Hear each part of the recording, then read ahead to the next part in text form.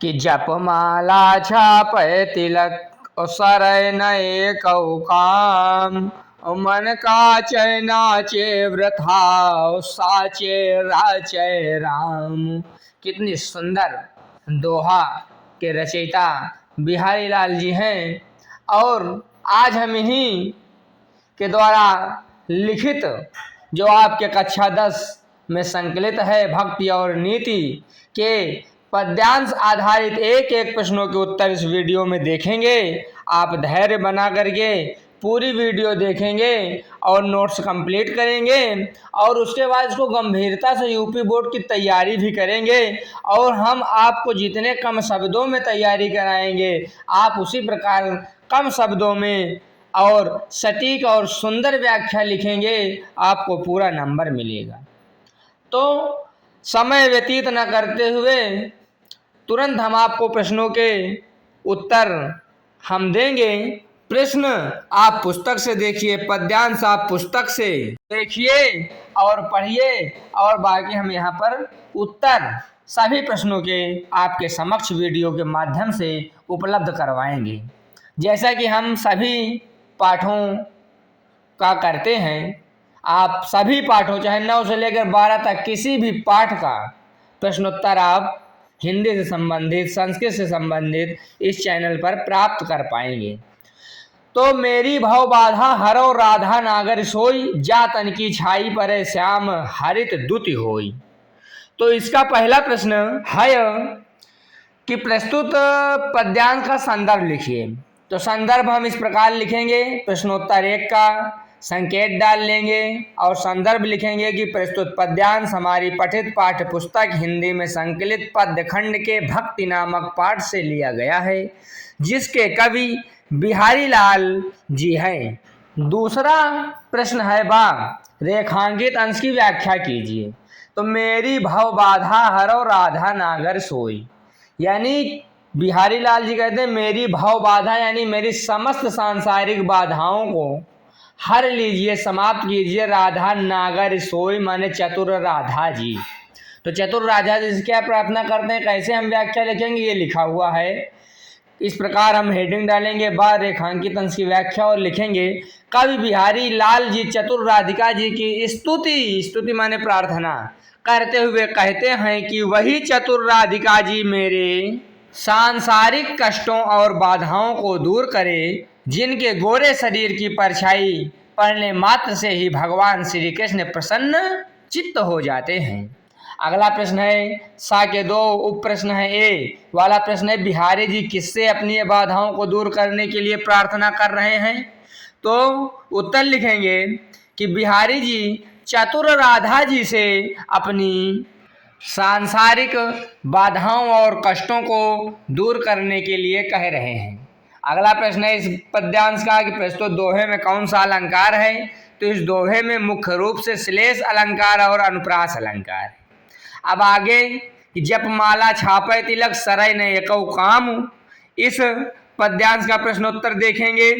प्रश्नोत्तर दूसरा, इसका पहला प्रश्न प्रस्तुत पद्यांश का संदर्भ लिखिए। तो संदर्भ पूर्वत हमने लिख दिया है क्योंकि पूर्वत माने पहले वाला ही संदर्भ इसमें भी रहेगा, बार बार लिखने की आवश्यकता नहीं है। अगला प्रश्न है रेखांकित अंश की व्याख्या कीजिए। रेखांकित अंश कितना कि जप माला छापे तिलक सरय न एकौ काम, यानी कवि कहता है माला हाथ में रखने से, उसको घुमाने से और तिलक लगाने से कोई काम सिद्ध होने वाला नहीं है जब तक मन शुद्ध ना हो। तो इसकी व्याख्या इस प्रकार लिखेंगे कि कवि बिहारी लाल मनुष्यों को समझाते हुए कहते हैं कि हाथ में माला लेकर फेरने से, चंदन का छापा लगाने से और मस्तक पर तिलक लगाने जैसे बाहरी दिखावे से ईश्वर भक्ति का एक भी कार्य सिद्ध नहीं होता है। इस प्रकार लिखेंगे। उसके बाद अगला प्रश्न है इसके 2 उप प्रश्न हैं। ए कह रहा है कि माला जपने एवं तिलक लगाने से क्या नहीं होता है। तो उत्तर लिखेंगे कि माला जपने और तिलक लगाने से जैसे बाहरी पाखंडों से कोई भी वास्तविक धार्मिक कार्य सिद्ध नहीं होता और ना ही ईश्वर की प्राप्ति होती है। अगला बी प्रश्न है इसका कि प्रस्तुत दोहे में कौन सा अलंकार है? तो इस दोहे में अनुप्रास अलंकार एवं रूपक अलंकार है। अगला पद्यांश देखेंगे तीसरा। तो प्रश्नोत्तर तीसरा के प्रश्न, पहला प्रश्न है कि प्रस्तुत दोहे का संदर्भ लिखिए, संदर्भ पूर्वत ही रहेगा। अगला प्रश्न है कि रेखांकित अंश की व्याख्या कीजिए। तो शोभत ओढ़े पीत पट श्याम सलौने गात और मनव नीलमन शील शैल पर आतप प्रयोग प्रभात। तो इसकी हम इस प्रकार व्याख्या हेडिंग डालने के बाद लिखेंगे कि कवि बिहारी जी कहते हैं कि भगवान श्री कृष्ण के अत्यंत सुंदर सांवले शरीर पर पीले रंग के वस्त्र इस प्रकार सुशोभित हो रहे हैं मानो नीलमणि से बने हुए किसी पर्वत पर प्रातः काल के सूर्य की पीली पीली कोमल किरणें पड़ रही हो। अगला प्रश्न है सा, जिसके 3 उप प्रश्न हैं। तो इसका ए प्रश्न देखिए, भगवान कृष्ण सांवले सुंदर शरीर पर क्या धारण किए हुए हैं? तो उत्तर लिखेंगे कि भगवान श्री कृष्ण अपने सांवले सुंदर शरीर पर पीले रंग के वस्त्र और सिर पर मोर मुकुट धारण किए हुए हैं। अगला प्रश्न है बी, सांवले सुंदर शरीर पर पीतांबर धारण किए हुए श्री कृष्ण किस प्रकार सुशोभित हो रहे हैं? तो उत्तर लिखेंगे पीतांबर धारण किए हुए श्री कृष्ण ऐसे सुशोभित हो रहे हैं मानो नीलमणि पर्वत पर प्रातः काल की सूर्य की धूप पड़ रही हो। अगला सी प्रश्न है पद्यांश में प्रयुक्त अलंकारों को पहचान कर उनके नाम लिखिए। तो इस पद्यांश में अनुप्रास तथा उत्प्रेक्षा अलंकार है। अब अगला पद्यांश देखिए, या अनुरागी चित्त की गति समझे नहीं कोई और ज्यों ज्यों बूढ़े श्याम रंग त्यों त्यों उज्जवल होई। तो इसका संदर्भ पूर्वत रहेगा। अगला प्रश्न क्या है कि रेखांकित अंश की व्याख्या कीजिए। तो इस प्रकार लिखेंगे, कवि बिहारी कहते हैं कि श्री कृष्ण के प्रेम में डूबे हुए इस अनुरागी व प्रेमी मन की दशा और स्वभाव को कोई नहीं समझ सकता है। कवि कहना चाहते हैं कि इस प्रेम और भाव को वही समझ सकता है जिसका मन भी कृष्ण जी के प्रेम में मग्न हो। अगला प्रश्न सा है कि श्री कृष्ण की भक्ति में अनुरक्त होने से क्या होता है? अनुरक्त माने लगे रहने से क्या होता है? तो उत्तर लिखेंगे, श्री कृष्ण की भक्ति में अनुरक्त होने से, लग जाने से मनुष्य के मन के सारे विकार दूर हो जाते हैं तथा हृदय पूर्ण रूप से पवित्र और उज्जवल हो जाता है। विकार माने बुराइयां। अगला प्रश्न अब नीति से आ रहा है। इन प्रश्नों के उत्तर देखेंगे। प्रश्नोत्तर 5 ऐसे डाल लेंगे कि जब चाहत चटक न घटे मैलो होई न मित्त और रज राजस न छुआई तो नेह चीकनो चित्त। तो इसका संदर्भ पहला लिखने के लिए कि प्रस्तुत पद्यांश का संदर्भ लिखिए। संदर्भ इस प्रकार लिखेंगे, प्रस्तुत दोहा हमारी पठित पाठ्य पुस्तक हिंदी में संकलित पद्य खंड के नीति नामक शीर्षक से लिया गया है जिसके कवि बिहारी लाल जी हैं। अगला प्रश्न बा है, रेखांकित अंश की व्याख्या कीजिए। तो रेखांकित अंश की व्याख्या करना है तो लिखेंगे, कवि बिहारी लाल जी कहते हैं कि यदि आप चाहते हैं कि आपके गहरे प्रेम या मित्रता की चमक कभी कम न हो और आपका मित्र कभी आपसे रुष्ट न हो तो अपने मन को अहंकार और क्रोध से दूर रखिए। अगला प्रश्न सा है। सा के 2 प्रश्न हैं। ए, गर्व और रजोगुण किसे मलिन बना देता है? तो गर्व और रजोगुण प्रेम से सराबोर मित्रता और मनुष्य के पवित्र मन को भी मलिन बना देता है।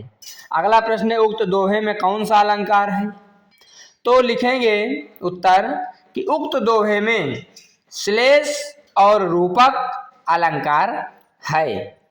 अगला पद्यांश आधारित प्रश्न है कि बढ़त बढ़त संपत्ति सलिलु और मन सरोज बढ़ जाय, और घटत घटत सोना फिर घटे, और बर समूल कुम्हलाई। तो इसका पहला प्रश्न संदर्भ है, संदर्भ पूर्वत ही रहेगा क्योंकि ये भिन्न तीन का है।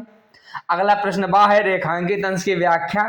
तो घटत घटत सोना फिर घटे, तो कवि कहते हैं कि जब मनुष्य के पास संपत्ति रूपी जल बढ़ने लगता है तो उसका मन रूपी कमल भी बहुत बढ़ जाता है। यानी उसका मन बहुत बढ़ने लगता है कि कार कोठी बंगला इधर उधर उसकी इच्छाएं तृप्त नहीं होती हैं। लेकिन जब वह संपत्ति रूपी जल घटने लगता है तो मनुष्य का बढ़ा हुआ मन रूपी कमल वापस छोटा नहीं होता। यानी एक बार इच्छा बढ़ गई तो वो छोटी नहीं होती। एक बार अगर जरूरत पड़ गई कि भाई हमको कार से चलना है तो कार से चलना नीक लगेगा, और फिर उसी में मनुष्य गड़बड़ा जाता है। तो मनुष्य का बढ़ा हुआ मन रूपी कमल वापस छोटा नहीं होता, वह धन की कमी के कारण मानसिक रूप से टूट जाता है और पूरी तरह नष्ट हो जाता है। इस प्रकार हम रेखांकित अंश की व्याख्या लिख लेंगे। अब अगला प्रश्न है कि संपत्ति रूपी जल के बढ़ते रहने से क्या होता है। तो संपत्ति रूपी जल के बढ़ने से मनुष्य का मन रूपी कमल भी बढ़ जाता है, अर्थात उसकी इच्छाएं भी बढ़ जाती हैं। अगला प्रश्न है बी, उक्त दोहे में कौन सा अलंकार है। तो उक्त दोहे में अनुप्रास तथा पुनरुक्ति प्रकाश अलंकार है। अगला पद्यांश है कि बसे बुराई जासुतन और ताही कौ सन्मान, और भलाओ भलाओ कहे छोड़िए खोटे ग्रह जब उदान। कहने का आशय जो बुरे लोग होते हैं उसको तो लोग बहुत सम्मान देते हैं, लेकिन जो अच्छा आदमी होता है केवल उसको हल्के में कह दिया जाता है, अरे ये तो बहुत अच्छे आदमी है, राजा आदमी है, मूर्ख बनाकर उसको भेज दिया जाता है, उसका उतना सम्मान नहीं रहता। और बुरे लोगों को सम्मान रहता है क्योंकि उससे लोग डरते हैं। तो इसका पहला प्रश्न है संदर्भ, संदर्भ पूर्वत ही रहेगा। दूसरा प्रश्न है गद्या पद्यांश के रेखांकित अंश की व्याख्या कीजिए। तो इसकी व्याख्या हम इस प्रकार लिखेंगे कि कवि कहते हैं कि संसार की यह रीत है, रीत माने नियम है, कि बुरे व्यक्ति का सभी सम्मान करते हैं और अच्छे मनुष्यों को केवल अच्छा और भला भला कहकर ही विशेष सम्मान न देते हुए छोड़ देते हैं। कवि का आशय है कि बुरे व्यक्ति को सभी उसी प्रकार सम्मान करते हैं जिस प्रकार सभी खोटे और वक्री ग्रह के लिए पूजा और दान आदि उपाय किया करते हैं। अगला प्रश्न सा का 2 उप प्रश्न है। ए वाला कि शनि राहु केतु मंगल आदि की पूजा क्यों होती है। तो उत्तर लिखेंगे कि शनि राहु केतु मंगल आदि की पूजा तभी होती है जब ये मनुष्य के कुंडली में वक्री अर्थात अमंगल करने की स्थिति में होते हैं। अगला प्रश्न है कि बिहारी के अनुसार संसार में किस आदमी की प्रतिष्ठा होती है। तो उत्तर लिखेंगे कि बिहारी के अनुसार इस संसार में दुष्ट बुरे और सामर्थ्यवान व्यक्ति की ही प्रतिष्ठा होती है। अगला और इस पद्यांश आधारित प्रश्नों की श्रृंखला का अंतिम प्रश्न है बुराऊ बुराई जो तजय और तौ चित खरौ डरातु और जो निकलंक मयंक लखी गने लोग उत्पातु। तो इसका पहला प्रश्न है कि प्रस्तुत पद्यांश का संदर्भ लिखिए। तो संदर्भ पूर्वत ही रहेगा। दूसरा प्रश्न है रेखांकित अंश की व्याख्या कीजिए। तो व्याख्या इस प्रकार लिखेंगे कवि बिहारी कहते हैं कि यदि कोई दुष्ट व्यक्ति अचानक अपनी दुष्टता छोड़ दे तो भी लोगों का मन उससे सच्चा विश्वास नहीं कर पाता। यानी कोई बहुत दुष्ट आदमी हो, बहुत खतरनाक आदमी हो और कहे नहीं हम दुष्ट नहीं, अब दुष्टता समाप्त कर चुके हैं, तब भी लोग उससे सतर्क रहेंगे, डरते रहेंगे कि यार क्या बात है, दुष्टता इसने क्यों खत्म कर दी। इस प्रकार रेखांकित अंश की व्याख्या लिखेंगे। उसके बाद आखिरी प्रश्न है कि प्रस्तुत दोहे में कौन सा अलंकार है। तो प्रस्तुत दोहे में दृष्टांत अलंकार तथा अनुप्रास अलंकार है। तो यह वीडियो पद्यांश आधारित प्रश्नोत्तर से संबंधित समाप्त होती है। आप लोगों को यह वीडियो हमको आशा है और विश्वास है कि आपको ये वीडियो बहुत अच्छी लगी होगी। आपकी काम की वीडियो है।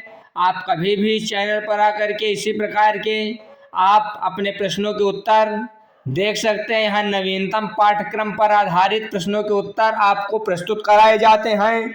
आप सभी का आपके अपने channel Gurukul coaching centre HS यानी हिंदी स्पेशल में हार्दिक स्वागत एवं अभिनंदन है।